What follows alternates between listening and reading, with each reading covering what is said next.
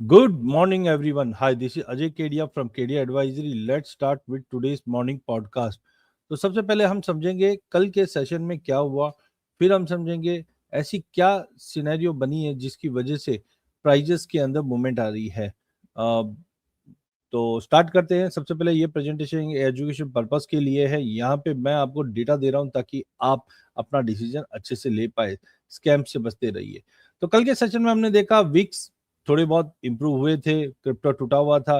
But आज ये scenario कैसे, हम डायरेक्टली लाइव स्क्रीन पे ही चलते हैं, जहाँ पे हम सबसे पहले फिनविज फिनविज में देखिए, एज ऑफ नाउ भी अगर आप देखते हैं तो इंटरनेशनल में विक्स 17.4 पे, इसमें कोई कमी नहीं। हाँ, थोड़ी बहुत कमी जरूर आई है, बिकॉज जिस ढंग से बातें आ रही है कि यूएस और ईरान कहीं ना कहीं डिप्लोमेटिक सॉल्यूशंस के ऊपर पहुंच चुके हैं, एंड ऑफ वार हो जाएगा, रीओपनिंग होगा straight of Hormuz. President Trump ने कहा है निगोशिएशन फाइनल स्टेज में है। देखिए, आज फ्राइडे है, 2 दिन छुट्टी है, और 2 दिन में अब वो एक कहावत भी है, फूफा जी कब नाराज हो जाए, वैसी वाली सिचुएशन है।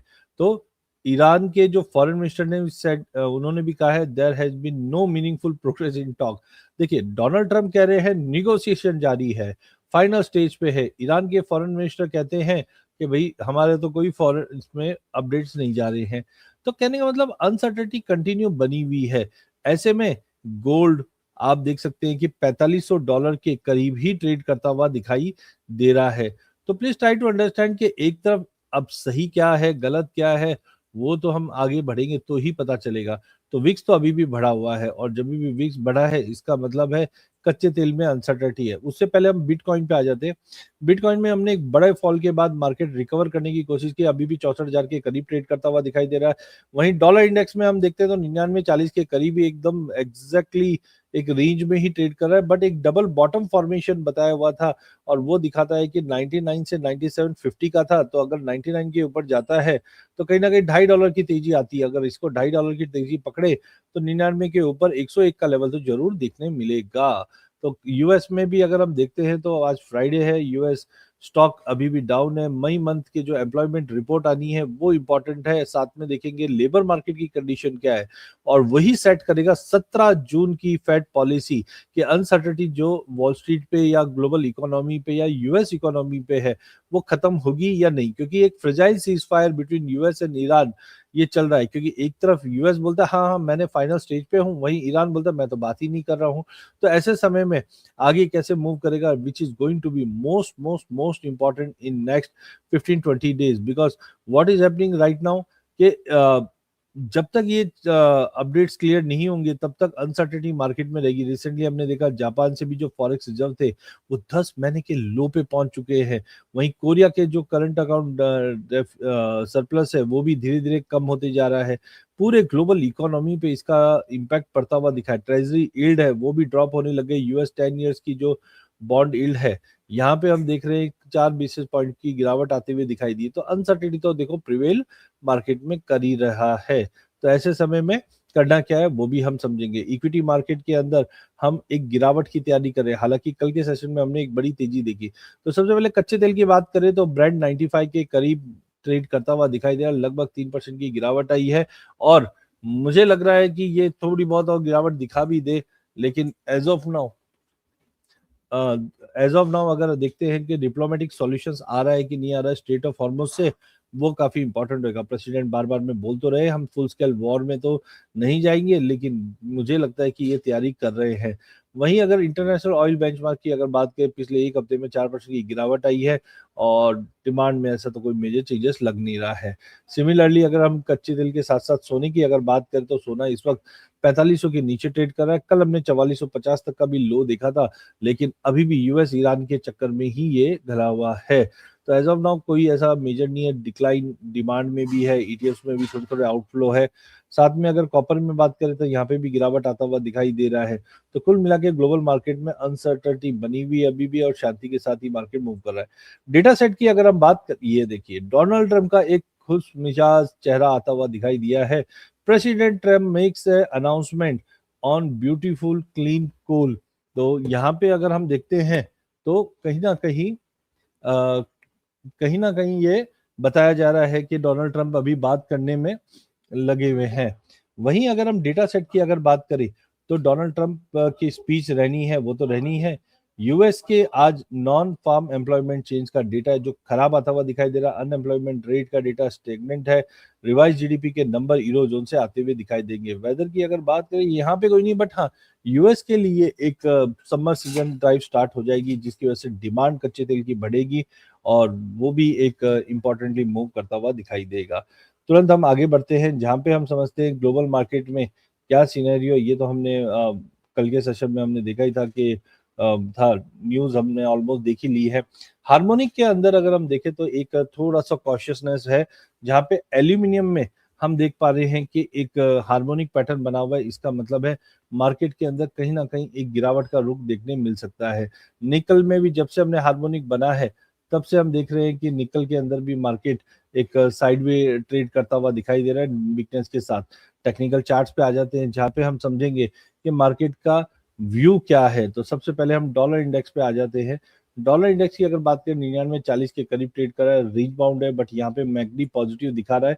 1 आवर की जगह 2 आवर पे देखेंगे तो ज्यादा क्लियरिटी मिलेगी। यहाँ पे एक पॉजिटिव ब्रेकआउट आ जाने की देरी है जहाँ पे हम तेजी देखेंगे। रुपये की बात करें तो फिर से हम रुपए में देख रहे हैं कि 9577 के करीब इस वक्त ट्रेड करता हुआ दिखाई दे रहा है। अब सोना चुने या चांदी चुने तो आप देखिए यहाँ पे बाइंग सिग्नल्स भी आने स्टार्ट हो चुके हैं और कहीं ना कहीं लग रहा है कि गोल्ड सिल्वर रेशियो में तेजी आएगी। अगर गोल्ड सिल्वर रेशियो में तेजी आएगी तो आप ये मान के चल लेना कहीं ना कहीं चांदी बड़े फॉल के लिए तैयारी कर रही है। चांदी अगर मैं बोलता हूं अगले हफ्ते 10 दिन के अंदर देखिए $70 तोड़ नहीं रहा है, लेकिन अल्टीमेटली $70 के अंदर $70 तोड़ता हुआ दिखाई देगा और जैसे ही ये टूटेगा हम बड़ा फॉल आते हुए देखेंगे। कहीं ना कहीं अगर हम देखते हैं तो इंटरनेशनल गोल्ड के प्राइजेस में बार बार में रिकवरी तो आती है बट ये सस्टेनेबिलिटी नहीं दिखाई दे रही है। तो मुझे लगता है कि आज के लिए 4490 की रेंज में आता है तो बिकवाली करके चलेंगे। नीचे में मुझे लगता है कि आज 4420 तक का लेवल मिल जाएगा। बहुत जन देख रहे हैं कि बार बार में मार्केट सपोर्ट तो ले रहा है बट सस्टेनेबिलिटी बिल्कुल भी नहीं है। आज इंटरनेशनल में भी मुझे लगता है कि देखिए थोड़ा बहुत बाउंस हम 4400 ये 4490 या 4500 तक का जो कल हाई था वहां तक वापस दिखता है क्योंकि यहाँ पे 200 मूविंग एवरेज के नीचे ही रहने वाला है। तो 4500 के करीब भी मिलता है, 90 के करीब भी मिलता है, वहां पे बिकवाली करके चलना। नीचे में ध्यान रखिए 4430 के नीचे जाता है तो 4380 तक का लेवल दिखा देगा।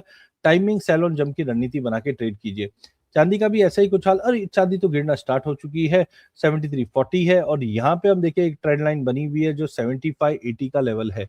तो 7580 के ऊपर जब तक नहीं जाता है डाउन साइड रेस्ट्रिक्टेड है जो 7180 तक का लेवल दिखा देगा। ट्रेंड वीक है और जीरो लाइन के नीचे नेगेटिव क्रॉसओवर जबरदस्त मंदी का कारण है। तो मुझे लगता है कि मार्केट मंदी के साथ ही ट्रेड करेगा। M6 में हमने क्लोजिंग देखा था मार्केट हायर लेवल पे ही हुआ था बट करंट लेवल से बिकवाली बढ़नी चाहिए। 1,60,000 50 एक 500 1,61,000 के करीब बेचेंगे। नीचे में मुझे लगता है कि ये वापस 1,57,500 तक का लेवल मिल जाएगा। चांदी का भी हाल ऐसा ही है, नीचे सपोर्ट पे ही बैठा हुआ है। 260 के नीचे गया तो 256 तक का भी लेवल हम आते हुए देख पाएंगे। सो वहीं अगर हम क्रूड और नेचुरल गैस की अगर हम बात करें तो यहाँ पे हम देख रहे हैं कि 57-60 के करीब है। रेशियो में गिरावट है, इसका मतलब नेचुरल गैस में तेजी जारी रहेगी कच्चे तेल के मुकाबले। और कच्चे तेल में लग भी रहा है कि मार्केट थोड़ा सा स्टेगनेंट है, लेकिन देखिए मुझे ज्यादा कोई मंदी नहीं दिख रही। मार्केट देखो $90 के नीचे बिल्कुल जाता हुआ दिखाई नहीं दे रहा है। थोड़ा बहुत पुल बैक देगा लेकिन अल्टीमेटली मार्केट में जंप आ जाएगा। वहीं एनजी की अगर बात करें तो ब्रेकआउट की तैयारी कर रहा है जिसका मतलब है एक बड़ी तेजी बाकी है। M6 के अंदर आज मार्केट में थोड़ा मॉर्निंग सेशन में दबाव रह सकता है जो 8650 के करीब आए लेके चलना है। ऊपर में वापस 9000 का लेवल मिलेगा। एग्रेसिव शॉर्ट पे नहीं जाना है। नेचुरल गैस के अंदर ब्रेकआउट की तैयारी कर रहा है। 300 मैंने पहले भी बात था 300 के ऊपर 325, 325 के ऊपर 356, 356 के लिए लेके चलिए। वहीं कॉपर की अगर बात करें तो कॉपर के प्राइजेस के अंदर हमने स्टेगनेंसी देखी है। नई तेजी के लिए 1390 जाए तो ही बाय करना है, नहीं तो मार्केट में छोटा पुलबैक पॉसिबल है जो 1360 तक का लेवल दिखा देगा। जिंक के अंदर भी अगर हम देखें तो 370 कल ब्रीच कर चुका था, ऐसा लग रहा था अब तो ये गया बट अपने आप को संभालने में कामयाब रहा है। 370 के नीचे जाता हुआ दिख रहा है, जो 364 तक का लेवल दिखा देगा। लेड के अंदर भी हम देख रहे हैं मार्केट रेंज बाउंड ट्रेड करता हुआ दिखाई दे रहा है, 208 के ऊपर जब तक नहीं जाता नीचे में 206 205 तक के लेवल दिखाता हुआ दिखाई देगा। एल्यूमिनियम सीजफायर की न्यूज पे नेगेटिवली ट्रिगरेट करेगा और हमारे पास हार्मोनिक भी बना हुआ है, तो यहाँ पे बिकॉली करके चलिए। 390 के नीचे कंटिन्यू होल्ड करता है तो सपोर्ट तो 380 तक ही दिखता है। और लास्ट अगर निकल की बात करें तो निकल में भी हम देख रहे हैं प्राइजेस 1780 की टारगेट के लिए तैयारी कर रहा है। इसी के साथ मेरा सेशन एंड करता हूं। बहुत बहुत धन्यवाद। चैनल को जरूर सब्सक्राइब कीजिए। इस चैनल में हम आप तक इक्विटी, कमोडिटी, करेंसी के अपडेट लाते रहेंगे। वीडियो पसंद आने पे इसे लाइक और शेयर जरूर कीजिए। धन्यवाद।